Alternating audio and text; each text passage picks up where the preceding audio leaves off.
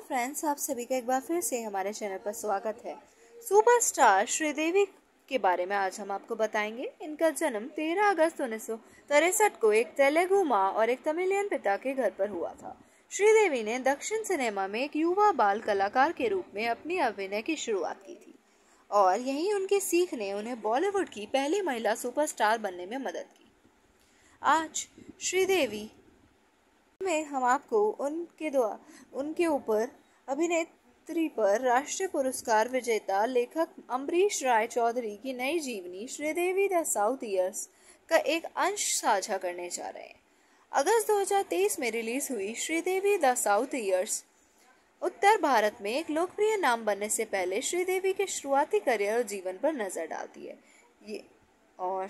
श्रीदेवी नियमित स्कूल जाने वाली बच्ची हुआ करती थी, लेकिन वह नियमित रूप से कक्षाओं में नहीं जा पाती थी।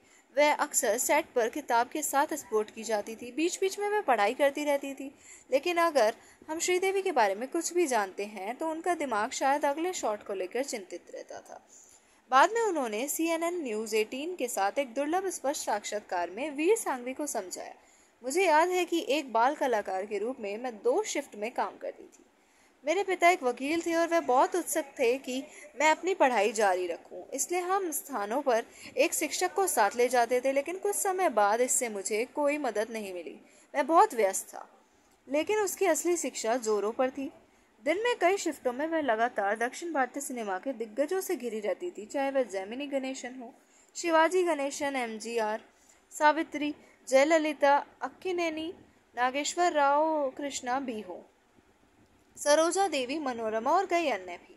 उनमें से प्रत्येक के पास व्यक्तिगत रूप से ऐसी विरासतें हैं जिनके बारे में बॉलीवुड फिल्में प्रेमी को बहुत कम जानकारी होगी। और इसके अलावा उपरोक्त अधिकांश पुरुष अभिनेताओं ने बाद में उनके ऑन स्क्रीन प्रेमी तेलुगु सुपरस्टार कृष्णा की भूमिका निभाई है।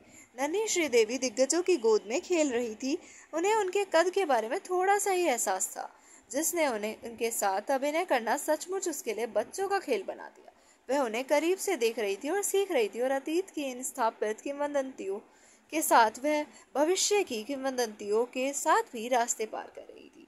जैसे संगे मुजुंगू में MGR के साथ उनका अगला प्रोजेक्ट। यह फिल्म जीवन मृत्यु की आधिकारिक रीमेक थी, जो खुद बंगाली फिल्म जीवन मृत्यु से प्रेरित थी। इस फिल्म में एक और युवक क्रू का हिस्सा था। 18 साल का यह लड़का उन दिनों मशहूर कोरियोग्राफर के थंगप्पन का असिस्टेंट था।